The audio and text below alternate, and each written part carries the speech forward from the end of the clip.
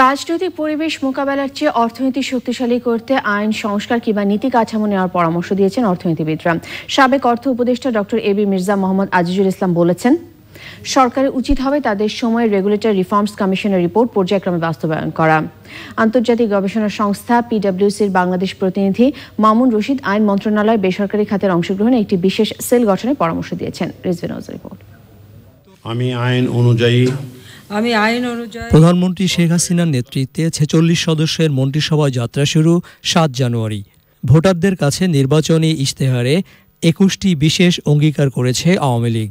এর সবই কোনো না কোনোভাবে অর্থনৈতিক উন্নতির মাধ্যমে মানুষের জীবনমানের উন্নতি ঘটানোর প্রতিফলন। ব্যাপক কর্মসংস্থান সৃষ্টির মাধ্যমে তারুণ্যের শক্তি কাজে লাগিয়ে উচ্চ আয়ের ভোক্তা তৈরি, টেকসই ও অন্তর্ভুক্তিমূলক উন্নয়নের কথা বলা হয়েছে ইশতেহারে। এটা কি কেবল কথার কথা, না করা সম্ভব? আওয়ামী লীগের নির্বাচনী ইশতেহার উল্লেখ করা হয়েছে যে 10% জিডিপির প্রবৃদ্ধি অর্জন করতে চায়। 10% জিডিপি গ্রোথ অর্জন করতে গেলে কমপক্ষে 41.3% জিডিপির আনুপাতিক হার হিসেবে বিনিয়োগ হতে লাগবে। প্রায় 1 দশক ধরে ওই জিডিপির আনুপাতিক হার হিসেবে বেসরকারি খাতের বিনিয়োগ 22-23%-এর মধ্যে থাকছে। বিনিয়োগ যেটা বেড়েছে এ পর্যন্ত, এটা মূলত এসছে সরকারি বিনিয়োগ থেকে। আগামী ২০ বছরে জিডিপি প্রবৃদ্ধির প্রকৃত হার ৯% ধরে রাখা, ২০৩০ সালে মাথাপিছু আয় $৫,৫০০ উন্নীত করার পরিকল্পনা রয়েছে সরকারের। এমনকি ২০২৩ সালের মধ্যে দরিদ্র মানুষের সংখ্যা ২ কোটির মধ্যে আনার কথা বলা হয়েছে। কিন্তু কিভাবে?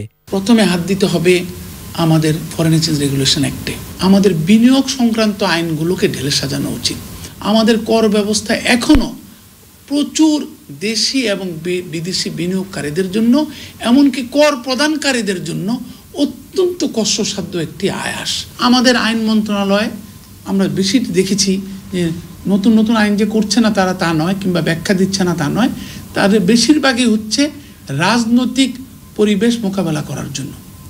কিন্তু আমার মনে হয় আইন মন্ত্রণালয় অবিলম্বে একটি সেল করা উচিত যে আমরা প্রাইভেট সেক্টরকে উৎসাহিত করার জন্য, বিদেশি বিনিয়োগকে উৎসাহিত করার জন্য, আবার এমনকি আমাদের রেভিনিউ ইনকামকে বাড়ানোর জন্য, এমনকি আমাদের স্থানীয় বিনিয়োগকে বাড়ানোর জন্য আমাদের ল্যান্ড প্ল্যানিং যে সমস্ত বিষয়গুলো আইনগুলো রয়েছে সেগুলো আবার রিভিউ করা উচিত। সুশাসন নিশ্চিত করতে সত্যিকার অর্থে দুর্নীতি কমিয়ে আনতে অবিচল থাকা, একই সাথে আওয়ামী লীগ ও এর অঙ্গ সংগঠনের নেতাকর্মীদের নিয়ন্ত্রণে রাখা সরকারের জন্য বড় চ্যালেঞ্জ। অভিমত তাদের। Rizwan, channel I, Dhaka.